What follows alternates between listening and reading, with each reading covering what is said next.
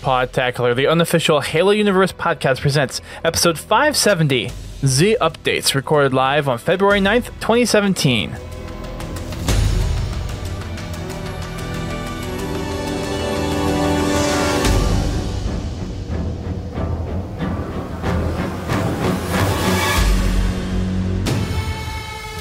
Hello everyone, welcome to Podtacular, the unofficial Halo Universe podcast. I am your host, Duststorm. I'm your co-host, Godzilla T.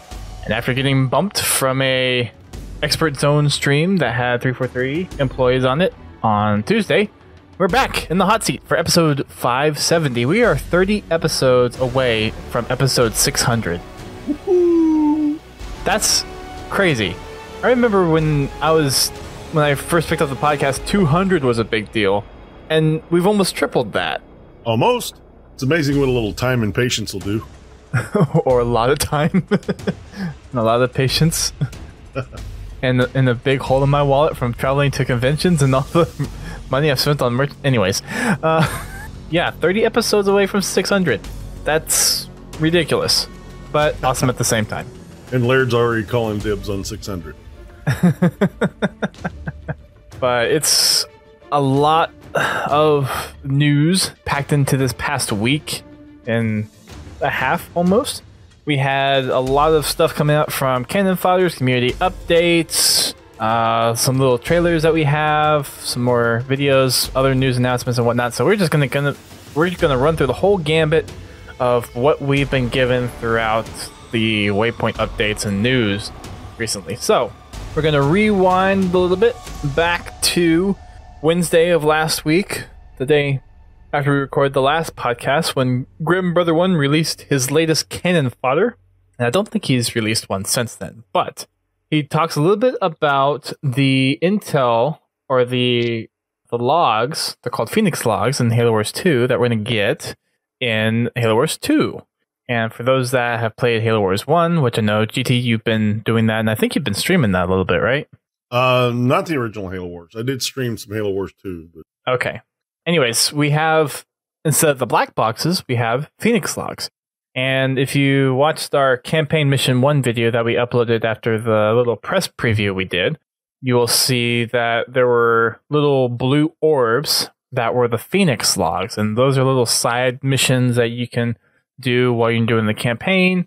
Similarly to Halo Wars, and then kind of some of the first-person shooter ones as far as Halo 5 and Halo 4, where you can go in and watch the terminals or listen to the little data pads.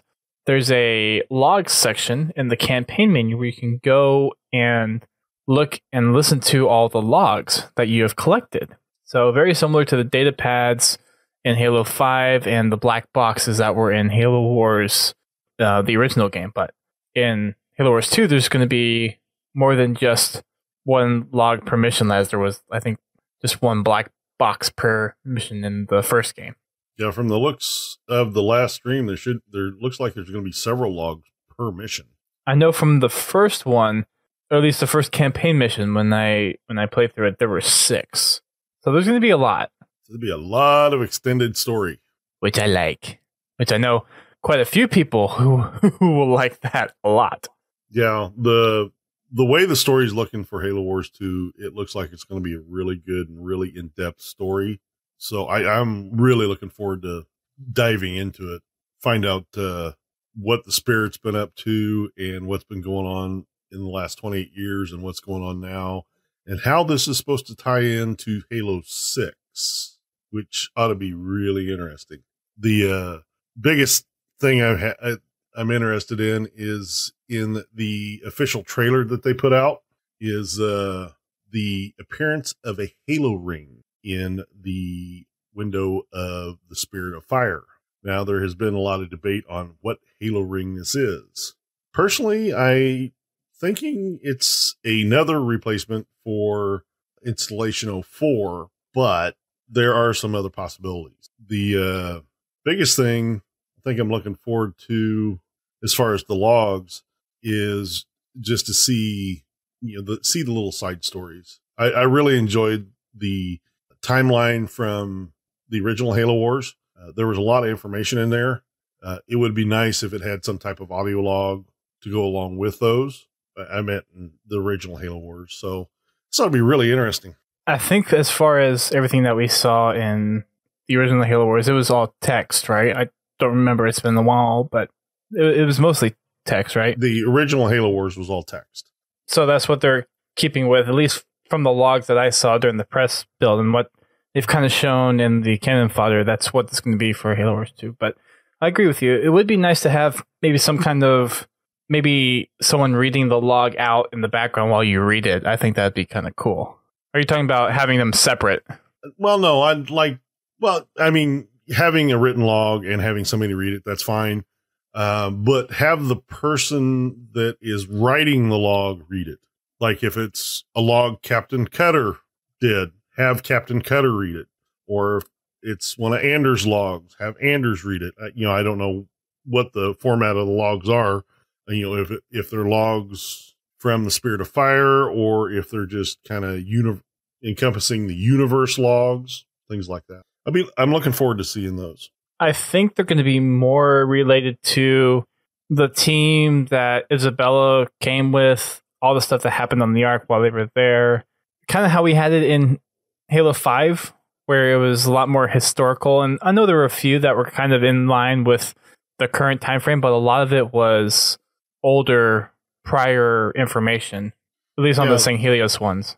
Well, I know in the original Halo Wars, a lot of it was filler material between the existing games. It spanned the entire Halo universe, and it filled in a lot of gaps between games and things like that, and also told you about what happened with the Spirit of Fire as far as why it's there and things like that. So that was always a good thing. So I kind of hope they do that same thing with these. Is they don't just limit it to this time frame, this place. Give us little tidbits of information. It's a perfect place to tease us for the next Halo game. I mean, yeah. It puts it, 7 months after the events of Halo 5, and there's from the latest gameplay, or from the latest announced trailer or launch trailer, there's a Halo that's been made, possibly for a third time. So it's kind of coming full circle, no pun intended, to being tied in directly with the first-person shooter games. So this is the question that I was asking Dan Ayub and everyone else, was like, so tie into Halo 6. Is Isabella going to be affected by Cortana, or how does this play into the storyline out of Halo 5?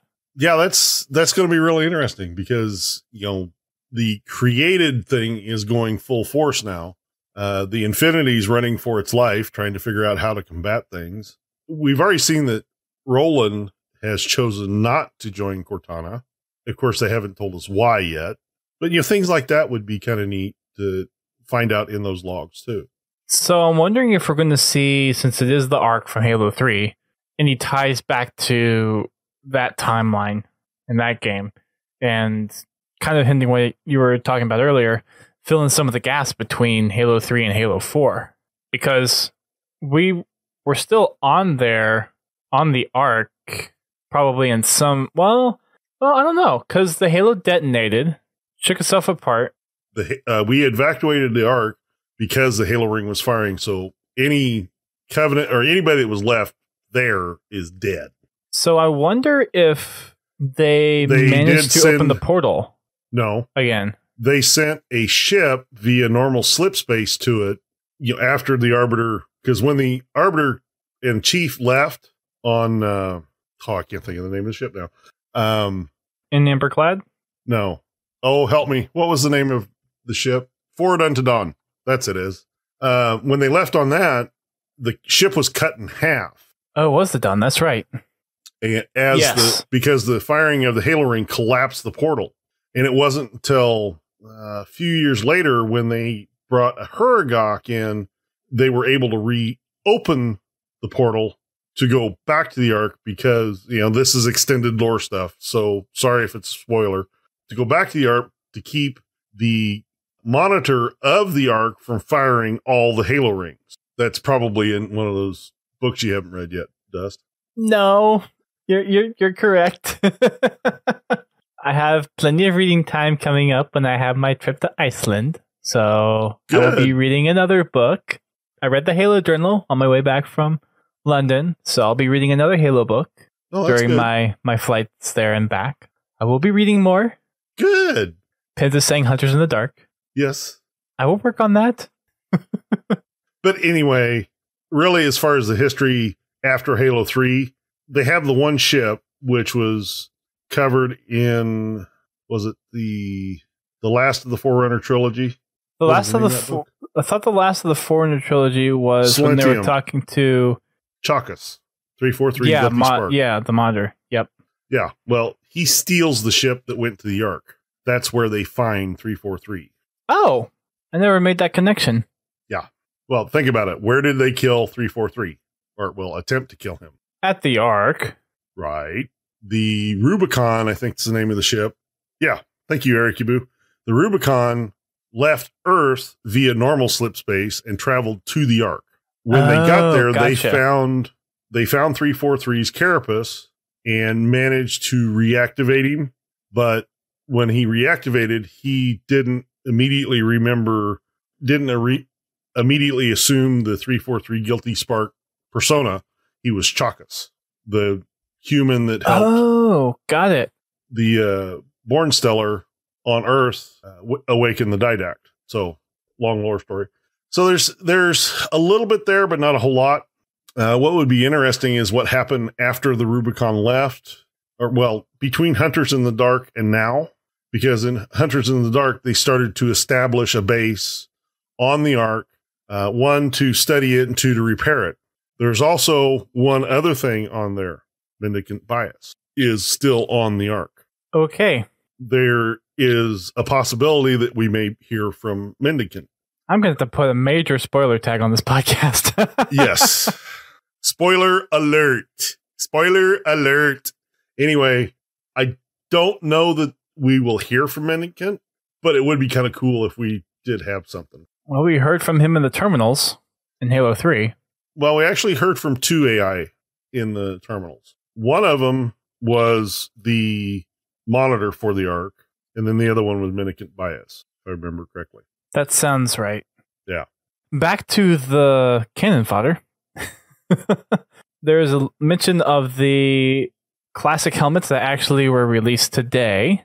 So we'll get to that in a little bit. We're going to skip on over that part. We have an update for Halo Ground Command. Grim goes into a little bit more detail on the Elite Ultras and the ODST Air Assault units. And they include some pictures of some of the finished designs and some of the 3D modeling things that they used to make it.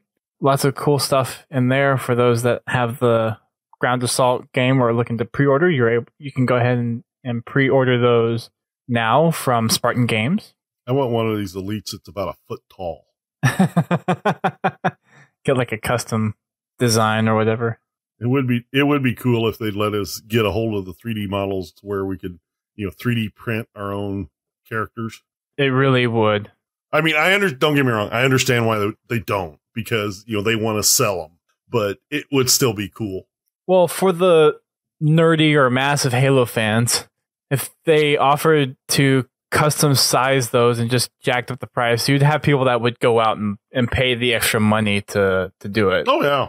Take, for example, if one of the little Elite figures here was, I don't know, maybe $15 a figure, and they're maybe 3 inches tall. Well, quadruple the price and add maybe a 25% markup on it for the custom size of it, and there you go. And people would buy that. Well, yeah, I mean, people order their own Spartans 3D printed. Laird, I don't think these are sandboxed or printed, though, at least for the Ground Command pieces. For the normal sandboxer stuff, yeah, you can order your own size of things, but it'd be cool if we could custom request different things on different sizes. But I mean, that doesn't really make sense from a commercial standpoint of. No, it doesn't. I mean, it'd be just a nice to have. Yeah, it's just something that I would like to have. Not that I would have the money to buy it, but it's just one of them off the wall things. Anyway, back to the article. Random tangent. Hey, tangents are okay every once in a while. I tell you what, these figures do look awesome, though. They really do. And I remember the last one that we were talking about in the last Cannon fodder, they looked really cool. The only thing is the fleet battles and the ground command, they're just pricey. I mean, they're quality stuff, but they certainly are pricey. Well, most of those games, they are pricey because of the amount of work it takes to build them. I mean, think about it. All the tooling and stuff that they have to make to create each one of those games. And then they do an add-on pack like the Elite Ultras. Then they have to create all new tooling to create them. And QA and design and all that stuff. Yes. You know, I remember back in the day when Dungeons and Dragons came out, when they first, started releasing books for it. It wasn't uncommon for, one of the books to be anywhere from $50 to $80. Are you talking about one of the quest books or the scenario books? Okay. Dang. 50 to 80? Yeah, now, keep in mind, this was in the early 80s. So with inflation, that's probably what? $160, $200? I don't even want to think about it. I had cousins that would play it, and they tell me how much they got invested in this thing, in this game. It's just a strategy game.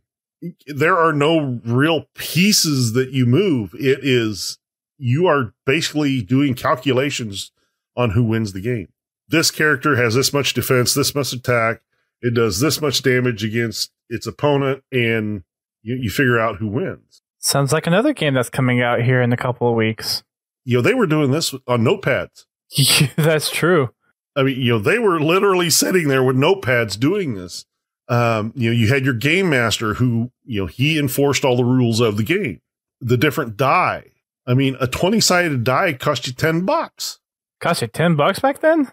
Well, I don't know. I really don't remember what they were costing, but just die were ungodly expensive compared to just buying a set of dice. Gotcha. You could pick up a set of dice, a good set of dice, for like $2. Yeah, I bought a D&D set, or like a set of, it was like a D4 all the way up to a D20. That was $12. Back when it first came out, they didn't have packs of die. You bought individual die. And, they've improved the manufacturing processes over the years. So everything's gotten cheaper to make. Not to mention the game is not near as popular as it used to be. I did play some D&D last year. I did a couple of days of it. We had a campaign with a few people from my church group, and we started out on a few nights, and then schedules just got complex and confusing, and just didn't have time to consistently do it on a regular basis. It's a time-consuming game, but it's fun. Yeah, that's not my kind of fun. It's a very analytical game. Yeah, I would really be more invested in something like this if I had friends here locally that were as much into Halo as I was and be willing to do those kinds of tabletop games. I mean, even just people that are really interested in tabletop strategy games. I mean, you don't have to be a Halo fan to play Fleet Battles or Ground Command. True. Even amongst the friends that I have here, there's not many that are interested in those kind of strategy tabletop games. They're all like, what's an easy card game we can do in 20 to 30 minutes? Or they want to sit there for 2 or 3 hours. With my friends, if we get together, we play, we'll play Uno, we'll play Skip-Bo, we'll play this weird sort of gin thing. I can't even think what the name of it is. That game, that is not a 20-minute game. That is a 2.5-hour game. Yep. It's a dedicated amount of time. That's for sure. Is that one, I think it has 12 or 14 different hands. And the last hand, you have to get 3 runs, which means you have to get 3 separate runs of 4 cards, 5 cards. Okay. And to lay down, you have to discard your last card to lay down. You can't have any just random cards. They all have to fit in a run, which is a pain in the butt. Sounds like it. But anyway, Wild Horse? Yes. So there was some more question and answers from some of the authors of the latest collection of graphic novel stuff, Tales from Slipspace. Jonathan Wayshak, Cody Chamberlain and Alex Irvine had a few Q&A things with Grim. So if you're interested in that, which I haven't looked through that at all yet, so I'm going to pass up on this until I have a chance to read it. But for those who have, you can go on over and Grim asks all of them a few questions about working on the project, their thoughts on contributing to something like this, what's their part about working with it and contributing to the anthology series and all that stuff. So make sure you go check that out if you have read some of the Tales of Slipspace stuff, or if you haven't picked it up and are looking for a little bit more of a backstory behind it and maybe need a little bit convincing to get it, then maybe reading through this will help convince you to get it. First article done. Moving on to article number 2. You want to do the helmets? The helmets we'll get to here in a little bit because they are out. The community update that Sketch released today has a little bit more info about the helmets in there with regards to the trailer. So we'll cover it here in just a little bit. All right. So the next thing is we have a little bit of stats breakdown from the Blitz Beta. So they released a little infographic from last week's community update. There is a lot of games played. A lot. So much, in fact, that there was over, or just about 800,000 hours played. Almost 800,000. Yeah. That's a lot. Yeah. That is incredibly a lot. So I'm breaking this down into how many days. It is 33,000 days. So if we divide that by 365.25 for years, that's almost 91 years of gameplay. That's a lot. Mm-hmm. Although every time we look at these kind of beta stats, it's always, I mean, you have to look at how many people are playing it, but that's 91 years worth of time for one person that's been playing a beta. I think Halo Wars 2 is going to be pretty successful and popular. Well, I hope so. Just maybe. So for the rest of the stats breakdown, there were 1,522,004 banished wins and 1,575,786 UNSC wins. UNSC eked out just a little bit more than banished. Most popular leader was Cutter, and I have a feeling that's probably because that's the default favorite. And whenever everyone goes into quick play, that's the one that they mostly get. So I have a feeling that's probably the reason why. So it would have been interesting to see the stat for all of the fine games and the 1v1, 2v2, 3v3s, except and not counting the quick matches. Because I wonder how many people actually went in and changed their favorite. I did. Okay. Minus you. I saw quite a few tweets of people complaining about the quick match not being able to select your leader and deck. So I don't know how clear it was at the start that you had to go and set your favorite for quick match to be different than Cutter if you wanted someone different than Cutter. I think they could have done something a little bit more along the lines of if you do quick match and you're searching, it tells you what leader that you're going to be playing as a lot more prominently. It did list it, I think, somewhere, but I think it could have been made more prominent. Well, no, what they need to do is they need to give you the ability to pick what leader you want to be. The whole thing about quick play is you want to click it and get in as quick as possible and not have to worry about choosing your leader in a deck. So I can see where they want that to be as fast as possible, and then if you want to go a little bit more in tactical, find a match instead. The deal with quick match is you still have to wait for the game to load anyway. So it's not like you're wasting time. It's great, but with me, my playstyle is going to change from game to game just because of the map that goes on. And, you know, I may want to change the leader that I use. True. I mean, the quick match and the find match use the same matchmaking thing. Yeah, I understand that. But when the map pops up, you know, I may want to use a different leader than I normally do on certain matches. You know, you really, in the beta, it really didn't matter because there was only one map. Yeah. If that's the case, though, then just do find match.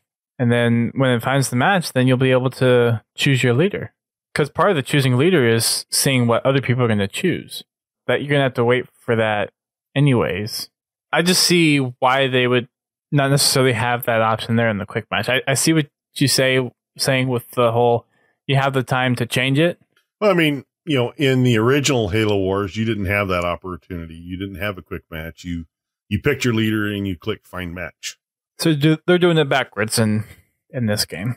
Well, in this one, they're giving you two options. Well, and to your point, though, you find the match, you know what map you're going to be playing on, and then you want to pick your leader based on what map you're getting. So in a way, that makes more sense.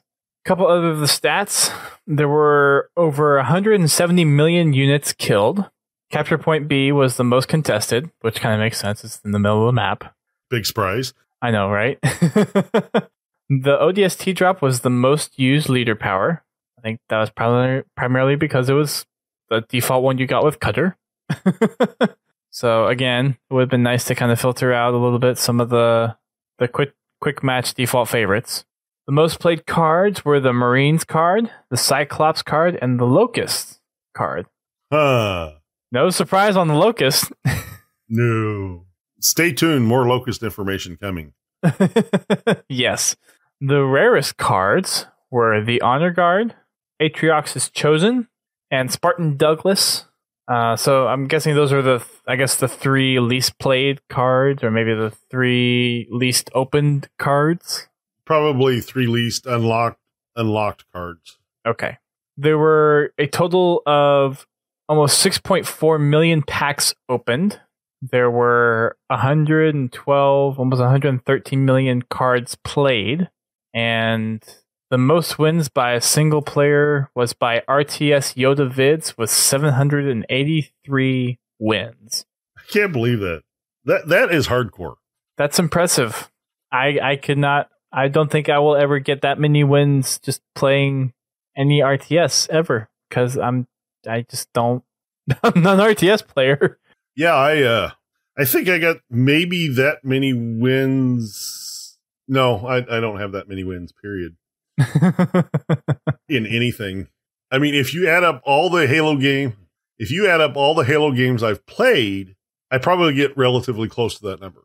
I mean, between 2, 3, 4, and 5, I probably get close to that number in wins. I would assume it would be a little bit more than that. I mean, you've played a fair amount. Yeah, well, that doesn't mean I win that much. True.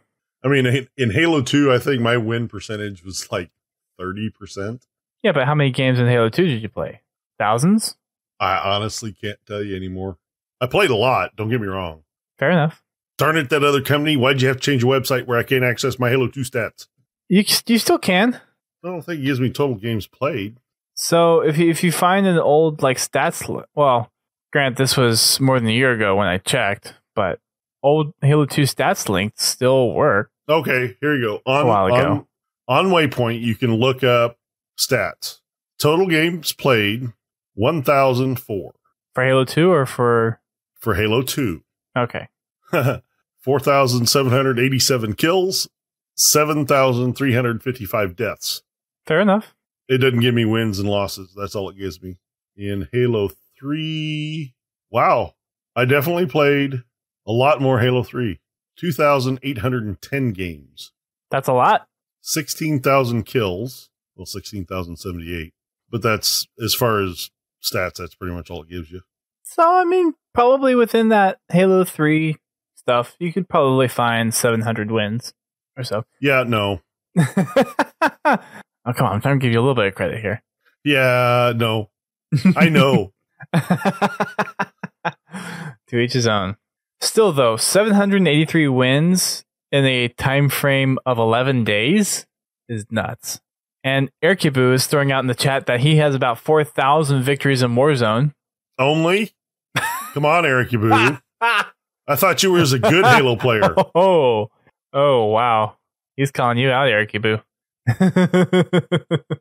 So the top three on Windows 10 were Nib 7221 with 279 wins, SOH 44 Instinct with 226 wins, and SciPi SX77, it's a bunch of letters and numbers, with 204 wins. And then on Xbox One, SS Cryptic with 511 wins. Oh, and these are the different playlists. So the 1v1, 2v2, and 3v3 respectively. So 2v2 on Xbox One, Cool Skidda with 370 wins, and then RTS Yoda vids with 598 wins on the 3v3 playlist. So more than 75% of his wins were on the 3v3 playlist. Wow. Yeah. Crazy stuff. Crazy awesome. Yeah. Telling you, man, I'm looking forward to this game. But I have to admit, between the Banished wins and the UNSC wins, it's pretty close. It is. I mean, it looks like they were played equally. So I don't know how much that quick match actually played into that. That's a good point. I mean, you're within 50,000 of each, of the numbers, or within 50,000 of each other. So you make a good point. I know I certainly didn't try any Banished leaders when I was playing. We discussed that last week. And the reason I played Banished is because I'm pretty familiar with the way the UNSC units play. And don't get me wrong, I did play Captain Cutter and Anders. I didn't play Isabel. But, I wanted to really kind of get into using the Banished units. Because, that's about the only time you're going to get to use them, is when you're actually doing multiplayer or the firefight. So, I really wanted to get in there and really play with the units and see how well they worked against different opponents and things like that. No, I definitely agree. For me personally, I just didn't have the time to get in and try every different leader that I wanted to try. Especially after they gave us the 20 different boost packs to open. Mm-hmm. I do like that they give you that Y button that just opens it. That opens all the cards. The skip feature was really nice. I like that they had that in there because I don't need to look at every single card to open it. It's just open, skip, okay, I see what I got. Awesome. I mean, for the people that do pack opening videos or things like that, which I probably will not be doing. It kind of all depends on how quickly packs come in, because I'm not going to buy them. So it kind of all depends on how fast they open. But if I were to do a pack opening video, I'm glad that they give you that skip button, because I don't think I'd want to open them one at a time doing a video. I don't want to do them one at a time not doing a video. Agreed. So heading back over to last week's update, we're still going through a lot of stuff over there. There was a Xbox Wire article that featured some original art pieces from some world-class artists. Greg Gors or Gabs Domaradsky. I'm going to butcher these names. Craig Drake and Kevin Tong. So if you head on over to Xbox Wire, this was an article posted also on February 2nd, so last Thursday. And there's some pretty cool art pieces. I like the two they're showing in the article. It kind of reminds me of the whole Locke versus Chief pose from Halo 5 Guardians. I really like the one by Kevin Chung, though. That's the red and orange accent. Then it has Anders and Shipmaster. I really like that one. And I also like how the three different artists took two of the different leaders. So Kevin Tong did the Shipmaster and Anders, and then the one that you see in the article, the one by Craig Drake, is Atriox and Cutter. And then the last one, I think I'm getting those out of order. Gabs Domaradsky did the Shipmaster Anders one, and then Kevin Tong did the one that's on the article. That's the Atriox and Cutter one, and then Craig Drake did the Isabel and Decimus one. No love for Forge yet. Yeah, they look really nice. They're really nice. They will be really nice art pieces. They work well for foam backgrounds. Hint, hint. They're kind of designed that way too, because they're all vertical pieces, and I mean they look like they're mostly all the same size. If nothing else, they can be cut down to fit a phone screen pretty easily. Yeah, they're vertical poster / foam background shaped. Okay, moving on. There were some Halo 5 rec changes that we kind of covered last week, but there were more that were released on Friday. And there's also a little Q&A on how they take feedback and how they adjust the REQ cards, and there's a lot of analysis that they do on weapons that are used, what kind of gets exiled because they're too expensive, that kind of stuff. So there's a little Q&A on that, and I think they've done a Q&A like this in the past before, but if anyone is interested into the feedback that they take and how they change certain REQ costs and how they kind of take feedback and suggestions and implement them, then there's a little Q&A piece in last week's community update that you can go and read. For the REQ changes that took place this past Friday, that got applied on February 3rd, all the WASPs went up by 1 REQ level, which kind of sucks a little bit. Just because of how, if you have people to support you with WASPs, they're great. But if you're the only one up there, you're flying with like paper planes. It's honestly the change from level 3 to level 4 on the standard WASP, even though it is very easy to kill, I think it's a good change because there were a lot of people pulling WASP out in that early game. Because in regular Warzone, it's pretty quick and easy to get to 3. Usually by the time you've captured your armory, you are close to or at level 3. At level 3, there aren't a lot of weapons that are good against vehicles. You have your connectable AR, and I mean, you have some power weapons you can pull out that will do damage to them, but there's you don't have like Spartan lasers or rocket launchers or anything like that available at REQ 3. Imagine a Warthog that had dual Spartan lasers mounted as a turret. Oh, jeez. Granted, you can pull out a Warthog and they'll tear through a wasp pretty quick, but there are people out there that are really good with wasps. And, they know how to bob and weave and, duck and hide behind stuff. That's true. So I think it's a good change. I guess is one of those things that they're trying to, I guess, kind of match some of the difficulty curve with it. Because you do have a team that can support you with it and help cover you, then yeah, it can be very useful. But if you don't, then you can get taken out very quickly. So that's the WASP change. The base Phaeton got changed from 8 to 7 points. The Gunfighter Magnum, which people were referring to as people were preferring the BRs to the Magnum, so they lowered it down, was changed from 3 to 2. Tactical Magnum was lowered from 4 to 3. The morph sight on, looks like all except for the DMR were decreased by 3. The DMR one was decreased by 2. So the morph sight, which is the Promethean sight, Forerunner sight, yes, got pulled down to be the same as the carbine sight. The base plasma pistol got reduced from 3 to 2. So I will stop selling those plasma pistols because I've sold every single one of those. Well, in Firefight, they come in real handy, and it was good that they dropped them to level 2 because there's a lot of times in Firefight where you need that plasma pistol at level 2. Yes. For me, though, it's one of those things where I don't use the plasma pistol too often. So for all my REQ weapons, if I have a weapon that the base model has a mod model that's of the same REQ value. So take the beam rifle, for example. There's the beam rifle, I think that's 5, but there's another beam rifle that's not the base model that's also 5. I don't use the beam rifle that often, so I'll sell all my base beam rifles and I'll keep the other one. Yeah, I do the same thing. I would sell off all my base plasma pistols because the next one up was the same REQ. Yep. I forget what it is. The Spitfire. Yes. And, the Spitfire, you can hold the trigger down as long as you want and not lose energy. It was a preferred plasma pistol over the base plasma pistol. But now that they've dropped that plasma pistol down to REQ level 2, in those early rounds, I can pull it out to take care of freaking Phaetons. Yeah. I don't know why they have Phaetons on a level 2 kill enemies. Well, they have a Phantom dropship as one of them.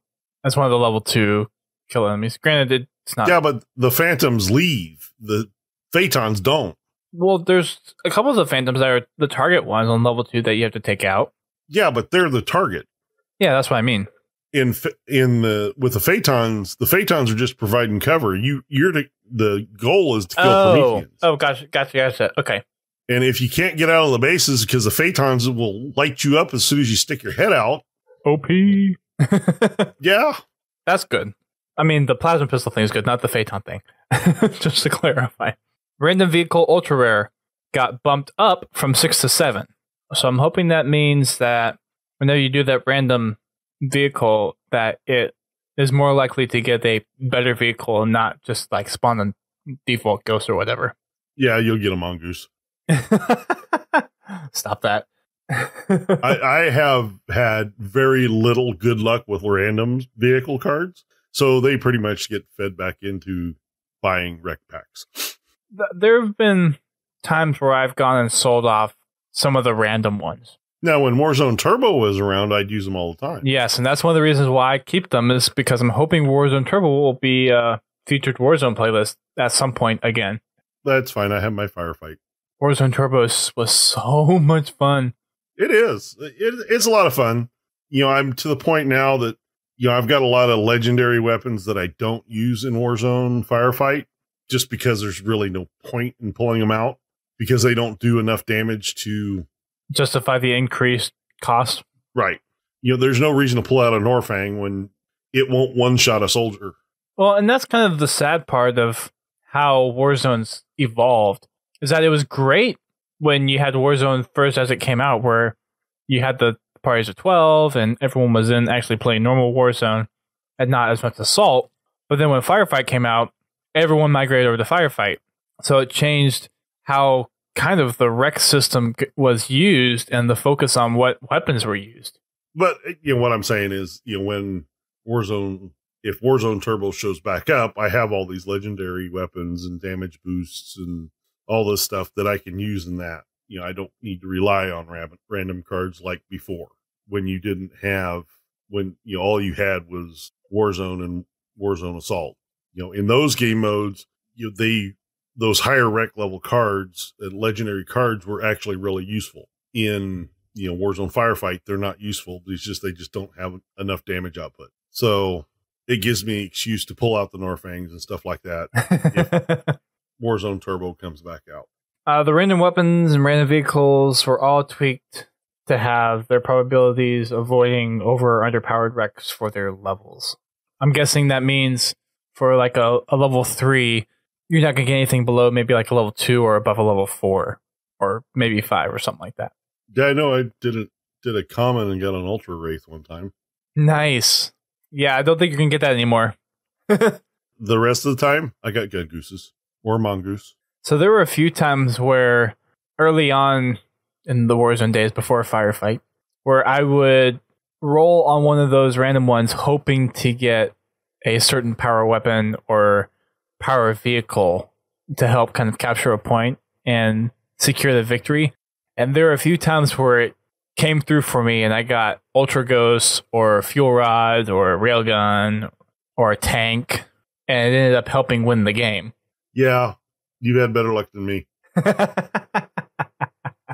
I mean, even in Warzone Turbo, the last time I played it, I went through 4 random vehicle cards before I got something I could actually use. Ouch. I mean, 4 times in a row, I got Gun Goose. Gun Goose, Gun Goose, Gun Goose. You know, they were different Gun Geese, but I got a regular one, I got an Oni one, I got a Tundra one, and I'm like, really? It's like, why do I even bother? I really want Warzone Turbo back. Come on, 343. They've redistributed how some of the armor mods come out with the certain rec levels. So they're spreading them out a little bit more. So rec level 3, you're going to be able to have Death from Above, Grenadier, and Patrol Case. Rec level 4, you'll have Automedic, Speed Booster, Frag Grenade Expert, Plasma Grenade Expert, and Splinter Grenade Expert. Rec level 5 will be Reflex Enhancers, Upgraded Thrusters, and Increased Strength. And then Rec level 6 will be Advanced Sensors, Wheelman, and Upgraded Shields. So instead of everything being at Rec level 5, now you have them spread out a little bit more. And I kind of like that idea. Well, it gives you an excuse to use the others. Yeah, it's just like you would change from an AR pistol to a BR SMG or a DMR SMG or whatever you decide to do for your loadout. But it gives you options as you're going up to kind of add some capabilities. And once you get to the rec level, that for the one that you usually use the most, then you get access to that. So I like how that's kind of split out a little bit more, and they're using that not at just 5. Yeah. Although I really wish they'd left Wheelman at level 5. I can see why they put it up at 6. Can anybody guess why? It's probably kind of popular. Yeah, Wheelman and an Ultra Ghost, and you will tear stuff up. Yeah. Not to mention the Ultra Banshee, too. Well, at Rec level 5, you're not pulling an Ultra Banshee out yet. No, but level 6 you are. No, or maybe it's 7. Ultra Banshee was a 7. It's a 7? Okay. I think it's 7. Still, you can do a lot of damage. Yes, you can. I've been playing, instead of playing Heroic Warzone, I've been playing Legendary Warzone, and pretty much just about everything will almost one-shot an Ultra Ghost without Wheelman.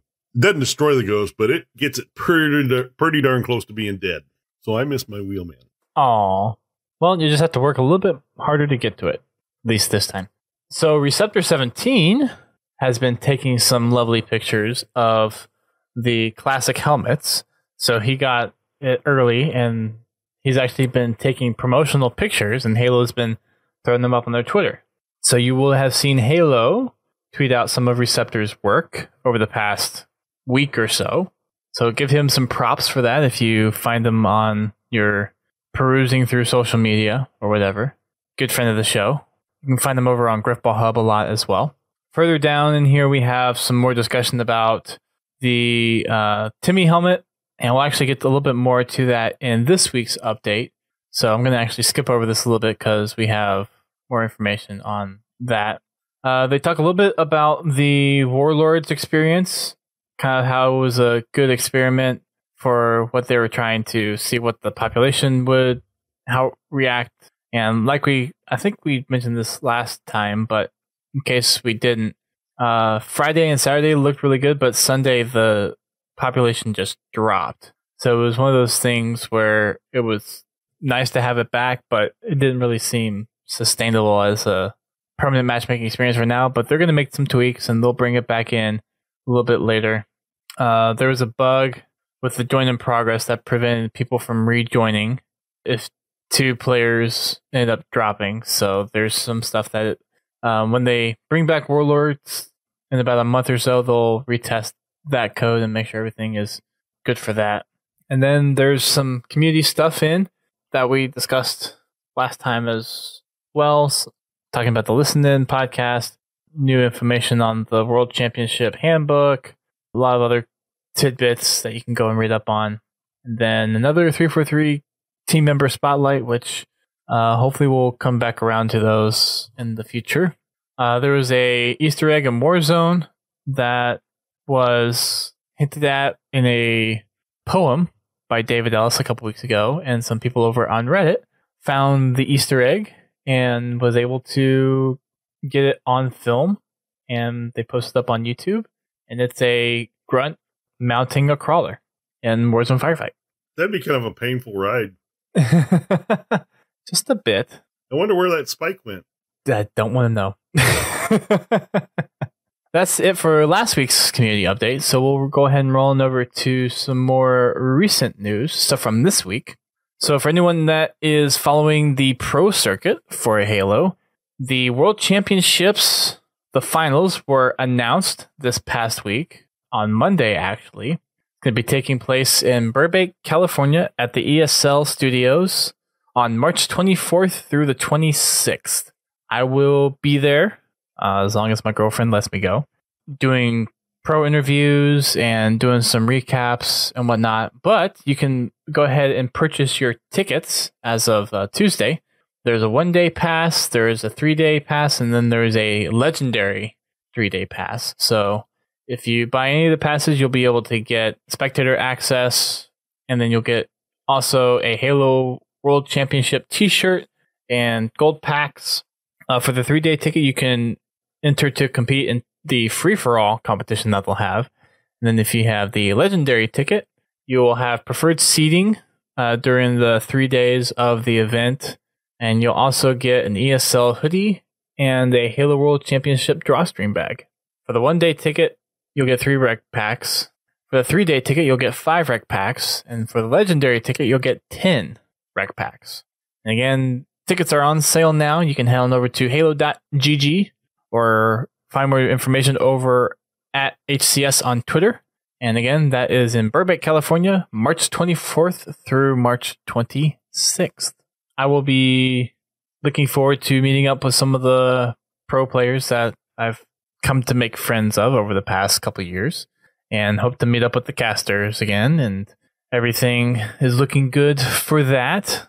Unfortunately, I'm not going to PAX East. I missed out on the ticket opportunity, so I'm kind of taking this trip as kind of being that replacement.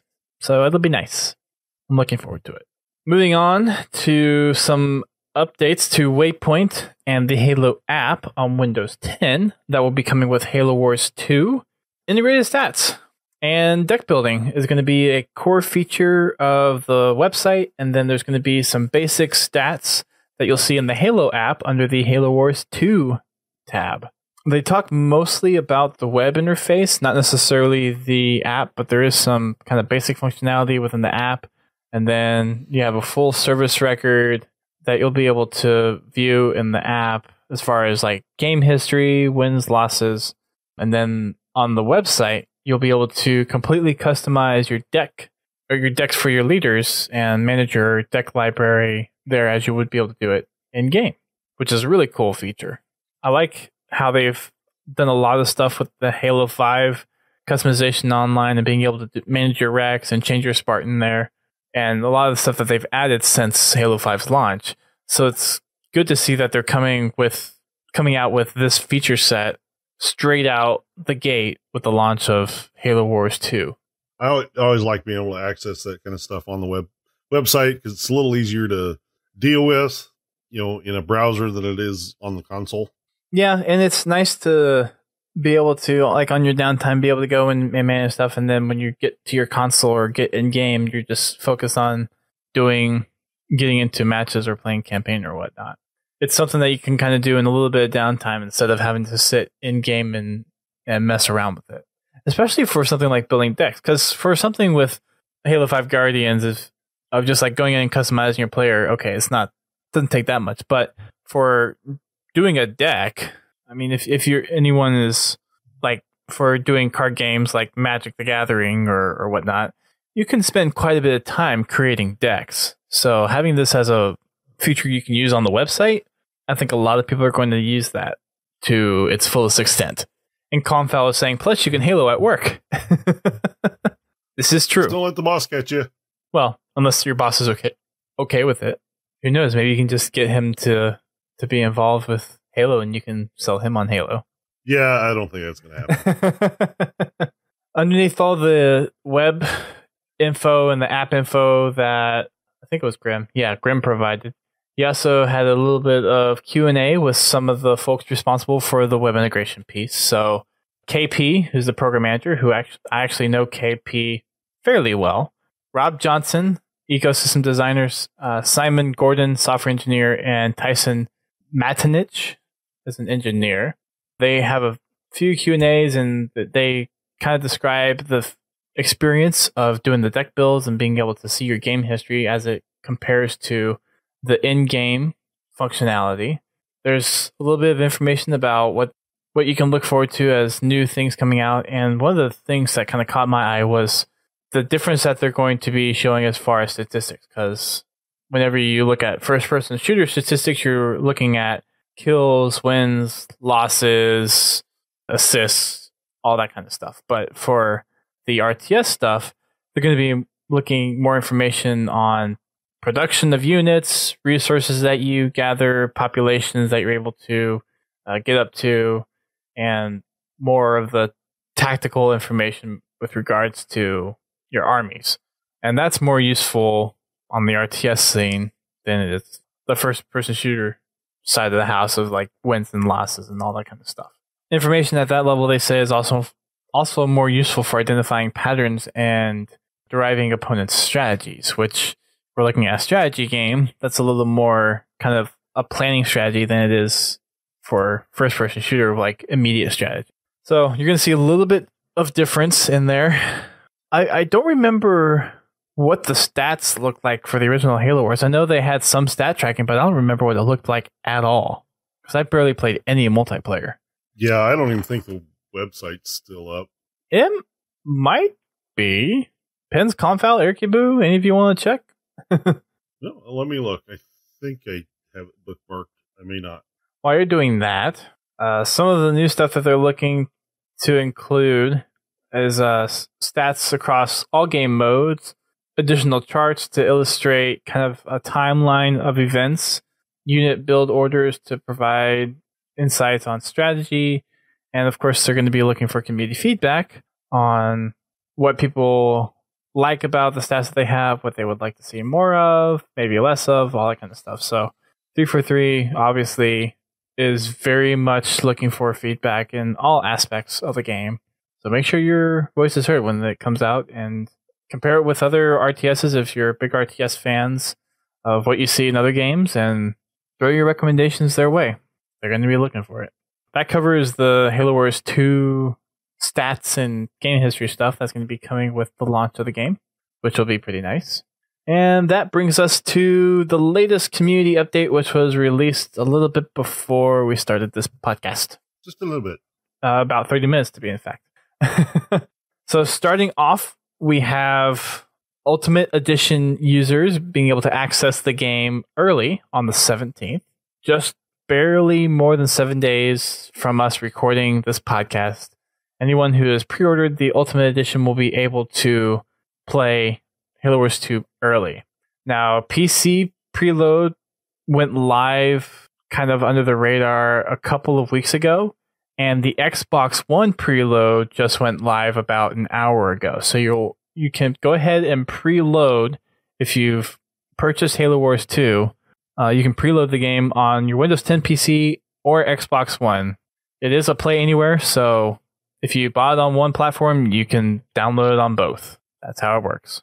So whichever platform you're planning to play on, go ahead and preload it. If you're playing on both at some point, go ahead and preload it on both. I know for me, after I'm done with the podcast, I can go ahead and preload it on my Xbox because I already have it downloaded on my Windows 10 PC. Welcome to the Ark. Oh? Yeah, on my Xbox One, I looked at Ready to Install, and it has the Halo 2 artwork, and it says, Welcome to the Ark. Oh, cool. We are back on the Ark. I honestly thought it was, thought it was already installed. Well, do like GT's doing and install it. There's also a couple of ad spots that were put out today. There's a new little ad campaign, and it'd be cool if they continue this on a little bit more than just the two that they have out there. But they're calling the little web shorts, I guess, War of Wits. So there's one where Atriox is a car salesman, and Cutter is purchasing the car. And it's kind of a back and forth on how they plan about getting their way in these certain situations.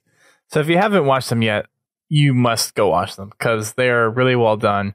And maybe Laird, if he's still in here, has a little more background information on this, having a little bit of the insider knowledge that he does. But the Atriox looks like it's animatronic a little bit. Well, it probably has a puppet head. I'm sure there's a person in it. It's probably got a puppet head. That's kind of what I'm thinking. A couple of people off camera operating the mask or something, because either that or they found somebody that's really freaking tall.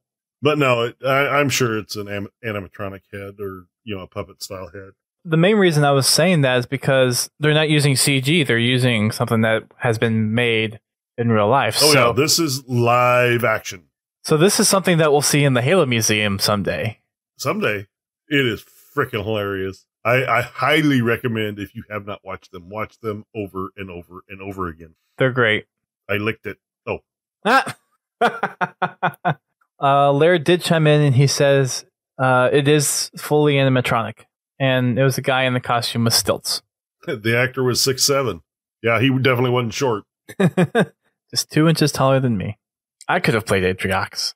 Although, I'd have to learn how to walk on stilts and not fall over. Maybe Decimus. Okay.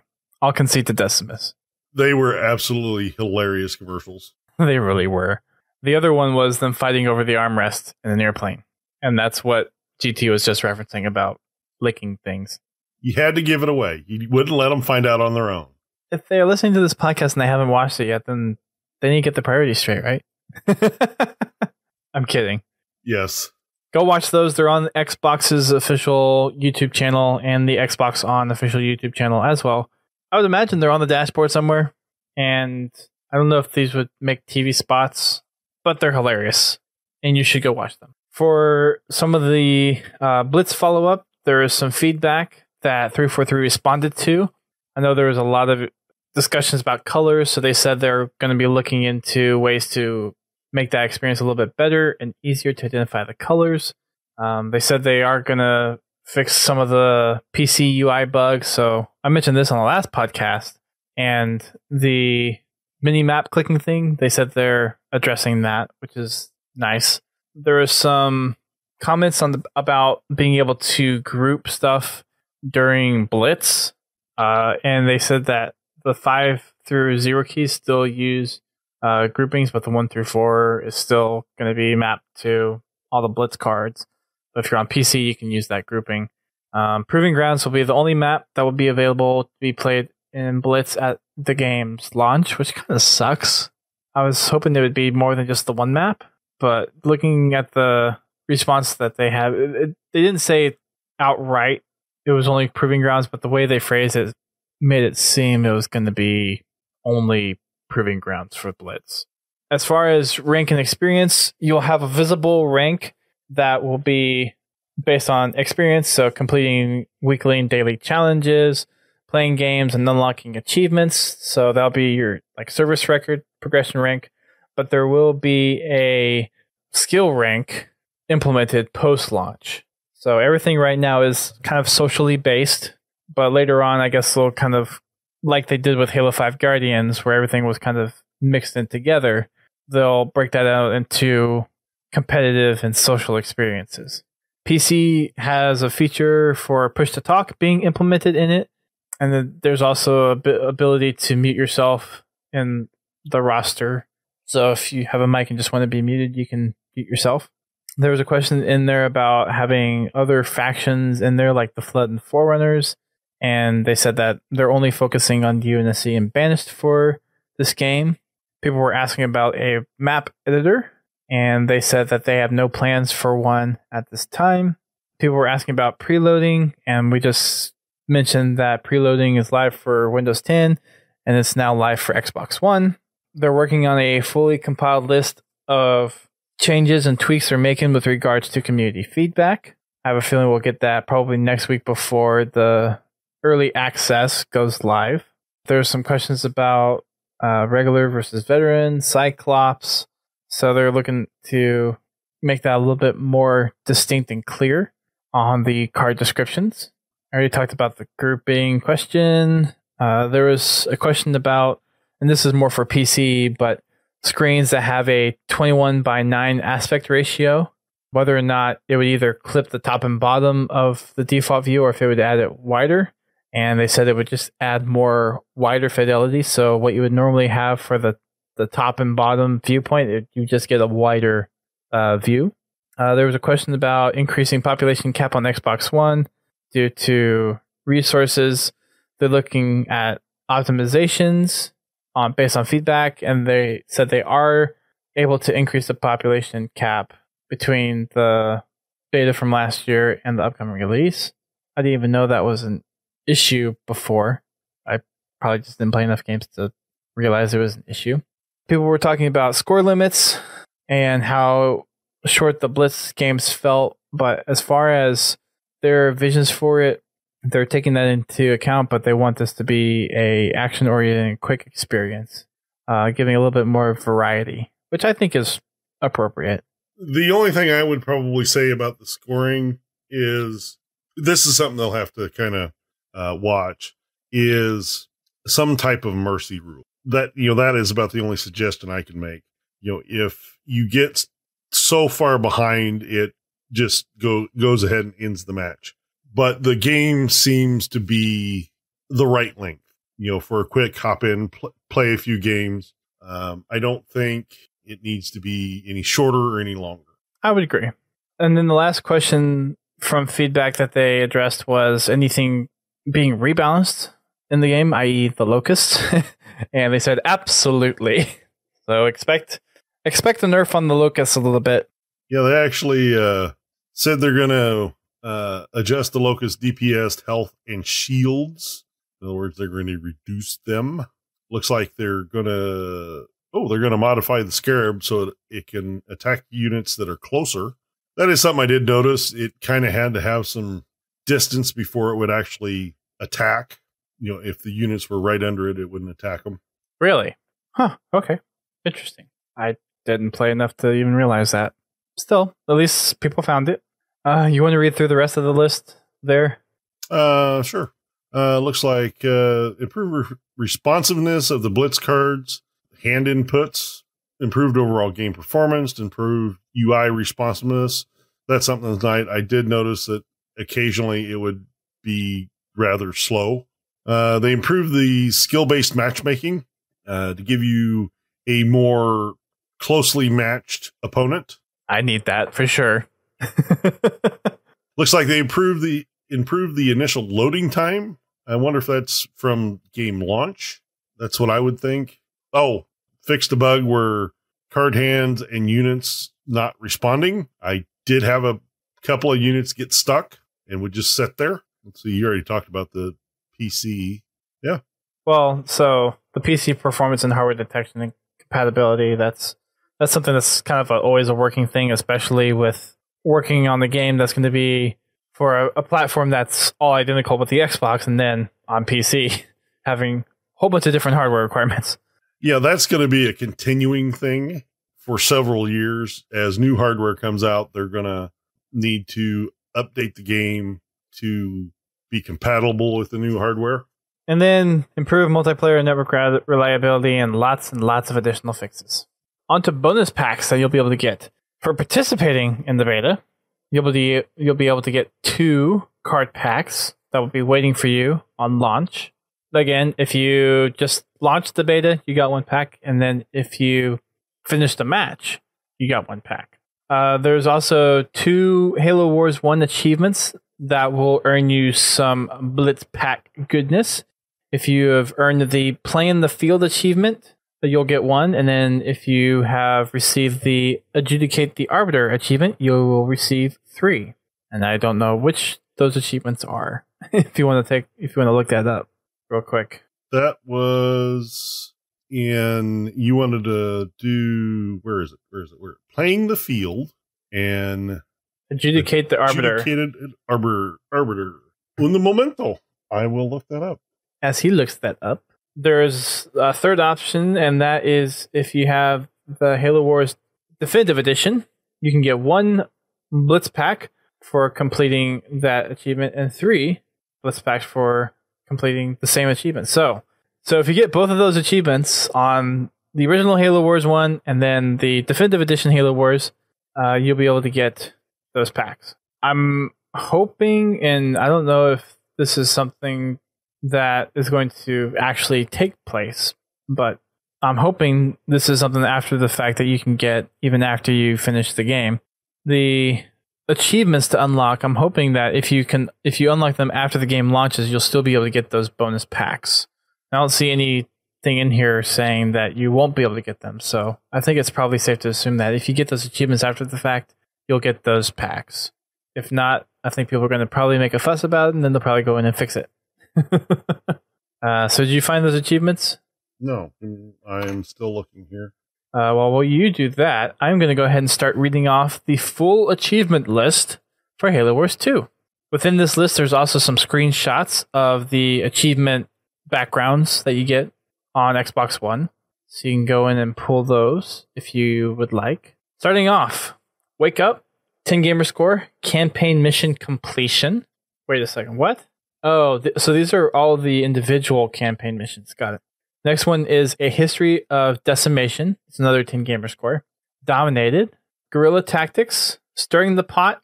All travel is suspended. Behind enemy lines. The Setup. And the Knockout Punch. Fifth Floor. Tools, Guns, and Super Weapons. We know what that's a reference to. I wonder.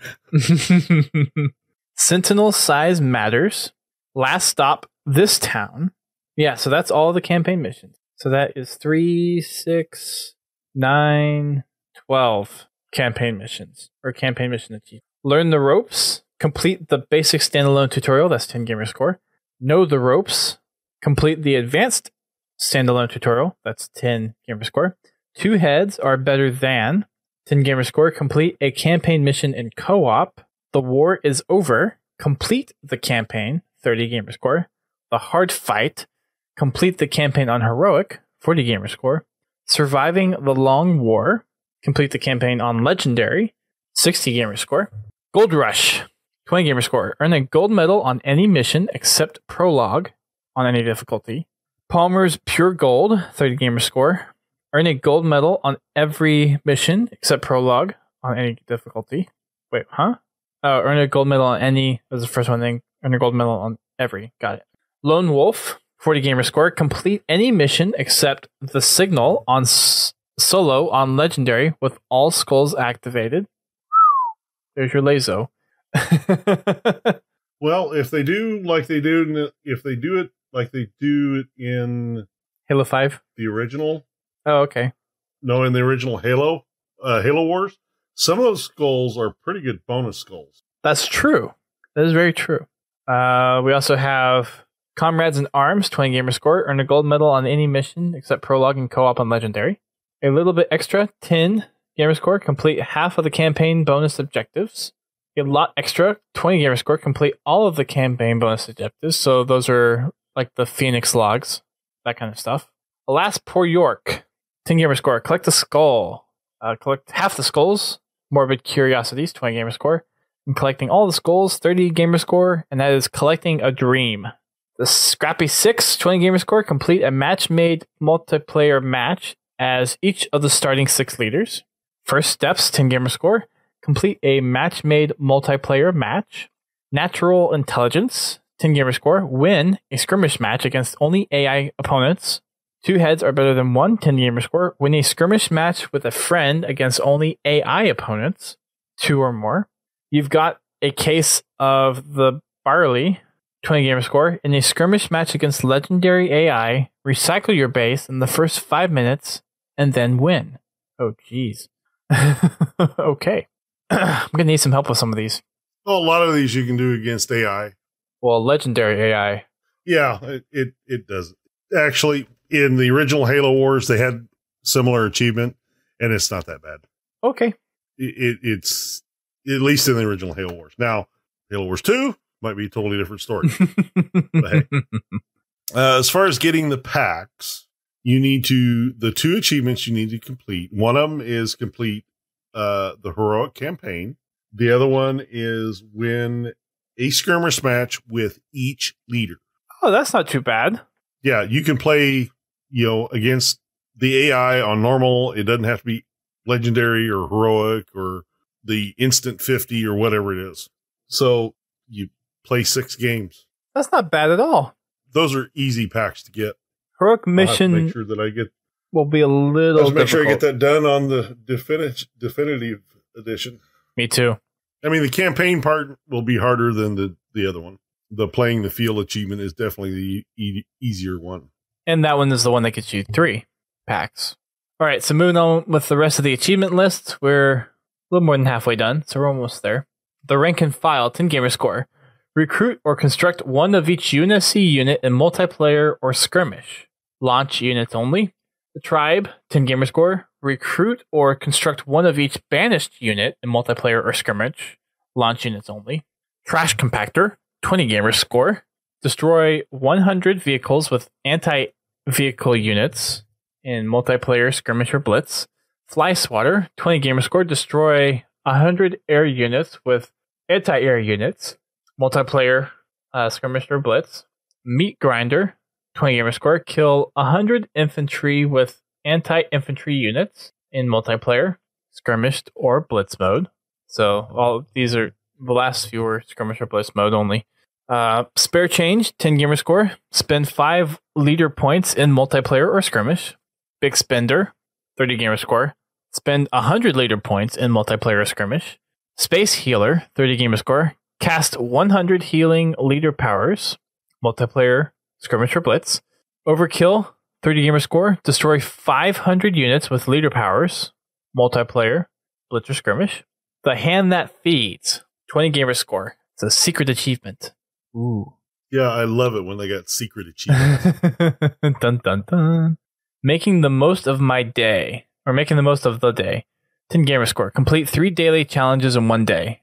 A strong showing for the week. 10 gamer score. Complete a set of 3 weekly challenges. Short-term commitment. 20 gamer score. Complete at least 1 daily challenge each week for a week. Or each day for a week. Sorry. For a week. Long-term commitment. I got mixed up with the next one. Long-term commitment, 30 gamer score. Complete at least 1 weekly challenge each week for a month. Duelist, 10 gamer score. Win your first Blitz match. Anti-up, 10 gamer score. Complete the Blitz tutorial. Card Shark, 20 gamer score. Or play 25 matches of Blitz. Full House, 10 gamer score. Play Blitz as each of the 6 starting leaders. All or Nothing, 10 gamer score. Play all of the cards in your deck at least once in a single Blitz match. Stacked the Chips, 10 gamer score. Gather 150 energy crates over any number of matches. Jackpot, 40 gamer score. Play 777 total cards over any number of matches. Firefighter, 10 gamer score. Beat Wave 10 in Blitz Firefight. It just keeps going. 30 gamer score. Beat Wave 25 in Blitz Firefight. On Fire, 20 gamer score. Score 500,000 points in a single Blitz Firefight. Wow. And last but not least, Paint It Red. 10 gamer score. Achieve the highest possible kill streak in any Blitz mode. Blitz or Firefight. Or Firefight. At least they don't have the Reach General rank. I still need to get my, Inheritor rank? Yeah, I haven't. I don't know if that'll ever happen for me, but one can hope, right? Yeah. One can hope and dream. Okay. Now we're on to the helmets. So the Classic Helmet REQ pack is now available as of today, and it includes 9 of the helmets from Halo 3 and Halo Reach. Lots of good stuff in here, and these are the same helmets that you've been seeing pop up on Halo's feed, and Receptor 17 has been taking those screenshots. And in this community update, you can actually see all of those screenshots that he made in full resolution. So I definitely recommend checking those out and downloading those. Receptor is a beast when it comes to taking screenshots. So I say take advantage of saving them and using them if you so choose, because they are really good. Definitely. The helmets, you can either buy the pack for $9.99, or you can buy them with REQ points for 150,000 REQ points, which I got mine with REQ points. Yeah, I paid money for mine, but that's just so I could buy gold packs for my REQ opening as well. So fair enough. I've already maxed out all of my things I can open. I took one for you guys just so you could see it on my REQ opening. Well, did you buy it with real money or did you buy it with Bing Rewards money? No, I bought it with real money. Okay. I spent all my Bing money on gold packs. Gotcha. So the 9 helmets that are available in the pack are the Mark V Delta, or the Caboose helmet. Military Police Recon Generation 1. So yes, you can has Recon. The EVA Gen 1. Security Gen 1. The Operator Gen 1. The EOD, QCB, and Pilot.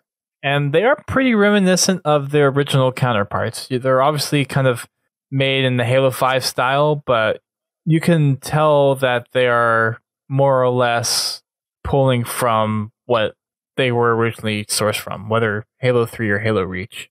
I still like my Mark 6. I'll probably stick with my Mark 6. I got my George armor. I got my George armor, so I'm good. So you can go check that out. Go download it. Buy it with REQ packs. Buy it with money. However you want to get it. Get nostalgic a little bit. There's also a trailer that they released with it that was put together by Hastings, who is a kind of a montage editor. You'll see a lot of stuff that he does for the pro montage edits. He's really good at that kind of stuff. So he put together a video. And I just want to kind of give a shout out to 343 for really using community talent to make some of this, because just over the last few weeks with having Receptor doing the screenshots for the classic helmets and then getting Hastings to do a little montage video, all the shout outs that they've been doing and giving information to like the lore folks like Toa Freak with regards to the upcoming Halo Wars 2. 343 is just knocking it out of the park as far as community update, not community update, getting community people involved with what they're doing. Kudos to them. Definitely. I just wanted to add that in there real quick. The Halo Wars 2 live event, I think we talked about this last week, but that goes live at 4 p.m. Pacific time on February 16th, so the day before the early access for Halo Wars 2 goes live for everyone who's pre-ordered the Ultimate Edition. For the Timmy helmet, we have been given the magic number of what you need to play in order to get the helmet, so you have to play at least 50 hours of custom games. That's the magic way to get that helmet. And it's something that they have to do manually, so they run a query for everyone who has a custom games playtime of at least 50 hours, and then every week they will gift that pack out. So I'm currently sitting at just under 28 hours. I'm at a whopping 17. Gotta get those customs. So who wants to play some customs tomorrow night? There you go. And the weekend. We could all work on our Timmy helmet. Yeah. We could do like Timmy Tuesdays or Timmy Thursdays, I guess, because we normally do the podcast on Tuesdays. It'd be kind of hard. Right. So Timmy Thursdays. That'd be funny. So 50 hours of customs. If you've played that much, then you'll get the helmet. If not, then start playing lots of customs. I've actually been playing a lot of custom games on PC lately. I've seen you've been unlocking achievements. Yeah. There was on Friday afternoon last week, I just like all the easy achievements that you could go in and get. It was just like I just went and got all those. So there's a couple of them where I have to get some other people on, like I have to make a map with and then play a certain amount of games with and make certain maps and whatnot. I plan on doing that all at some point. I just need to find a time to do it. It'll probably be closer to the summer. Yeah, I need to do something other than play the tutorial. There's a lot of easy ones on there. Do all the classic weapons, make a map with all the classic weapons, make a map with the 5 UNSC vehicles, or no, I think it's just 5 vehicles. Attach a screenshot to your map. I mean, there's a lot of easy achievements. Yeah, I just got to sit down and take the time to do them. All right, moving on with the rest of the update. The Mythic Firefight is returning this weekend, and the map is Temple. So get your buddies together and get creamed, or cream them. No, I'm pretty much get creamed. Fair enough. As far as arena updates, they're looking on updating some sustainment team. Their team is looking at developing some rotational playlists to roll back into matchmaking. One of the things that they hinted at was Classic Throwback as a some rotational social stuff. And then they also said to coincide with Valentine's Day next week, they're going to be doing a team doubles refresh. That'll be happening on Tuesday next week. There's another 343 spotlight for software developer Simon Gordon. And again, we'll get through these at some point to actually talk about them. Rolling down to the community spotlight, that's where Receptor 17 screenshots are that you can go and check out. Again, definitely recommend looking at those because they're beautiful. He does a really good job with them. Play of the week, there's a Twitter video out there. They kind of do that every week. They just try to pull one out. And I think it's just someone going on a mounting rampage, like getting onto vehicles and hijacking them and destroying them. So it kind of is a play off of the Halo 3 line, tank beats everything. So in this case, he's just boarding a whole bunch of vehicles and destroying them with grenades. I think he does that to 2 or 3 different vehicles. I'm watching it now. He did a tank. Well, so far he's gotten a tank, a Wraith, and 2 Mantises inside of 45 seconds. So Spartan beats everything. Uh-huh. And then they got a nice little gif of one Grim Brother 1. Yes. Which today is his birthday. Happy birthday, Grim. Yes. Happy birthday, Grim. Thank you for all you do for the community. Because he does a lot. That's the rundown of all the news. Took us 2 hours to get through it. So we are kind of pooped. I've had a long week. I think Godzilla is ready to go to bed. So close out the podcast. So thanks everyone for tuning into the show. We will be back on Tuesday next week, our regular day and time. I am going to Iceland afterwards on Thursday. Hopefully I'll have the edit out. If not, hopefully I'll have internet enough to release it while I'm over there. We'll be back on Tuesday next week. You can check us out on our social media. We're on Twitter, Facebook, Instagram, YouTube, Discord, Twitch. If we have it, just go to podtacular.com/whatever it is, and it will redirect you.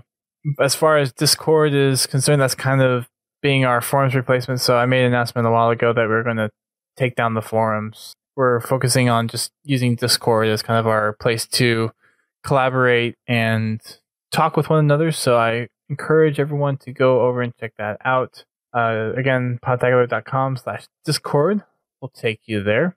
Also, the next crate, which is the Atriox crate, you have until the 15th to order that crate. So go to podtacular.com/loot crate. And once you're there, use the code Podtacular to get $3 off your crate. Remember, you have until February 15th to get that done. I think they haven't really actually shown anything else off in the crate except for the Atriox figure. Yeah, the only thing I've seen is the Atriox figure. Make sure you get that done. And if you want to see a really late unboxing, you can check my channel out. I've got the first 3 boxes up on my channel. Yay. I went on a video recording spree last Sunday. I'm going to be doing a super late unboxing. And once I get all 6 of them, I'm going to do a massive opening of all 6. But I finally have a home for my little grunt plushie. He lives in my coffee cup. Now he doesn't fall over anymore. At least it was a coffee cup that wasn't broken. Yes. All my stuff was good. My sword lit up and everything. Sorta. Sorta. The switch is kind of, the switch is kind of flaky, but it doesn't matter. It's not like I'm going to be running around with it lit, with it turned on anyway. Matter of fact, I think I put it right back in the box. We also have our Fraggin' Fridays hosted by Mr. Godzilla Todd himself. And that starts at 8:30 p.m. Friday. So make sure you are online to play some Halo 5 goodness. And probably once Halo 2 comes out, we may be switching back and forth with that. I'll leave that up to GT to decide on if we're going to toss that back and forth between Halo 5 and Halo Wars 2 or what's going on there. You want to share any input on that? It kind of all depends on what the interest is. And it also kind of depends on the game. If it is like the original where we could get 3v3, then, we can do that. But if they follow their present suit, I don't know. It just kind of all depends on the way things go and, the people's interest in it. So we'll be playing that one by ear. So stay tuned on when we get to the time Halo Wars 2 comes around on what that we'll be doing with that. But for the meantime, Halo 5 Guardians doing arena, customs, Warzone, whatever the lobby is up to. We're also part of a podcast network called the Podcast.com. That's THEPODCAST.com. It has other podcasts like Guardian Radio, which is a Destiny podcast, Critscast, which is a Team Fortress 2 podcast, The Learning Cliff, which is an EVE Online podcast, Podcast 76, which is an Overwatch podcast, Work in Progress, and How to Murder Time. Go over to thepodcast.com and check them out and let them know that we sent you. They're great to listen to if you're interested in those particular games or if you're looking for a podcast just to kind of fill the time on your drive to work or at work while you're working out or work. So just check them out. I think that's it for tonight. Thanks, everyone. We will be back next week, and I think it's time for bed. Keep on fragging Z's. Night. Good night.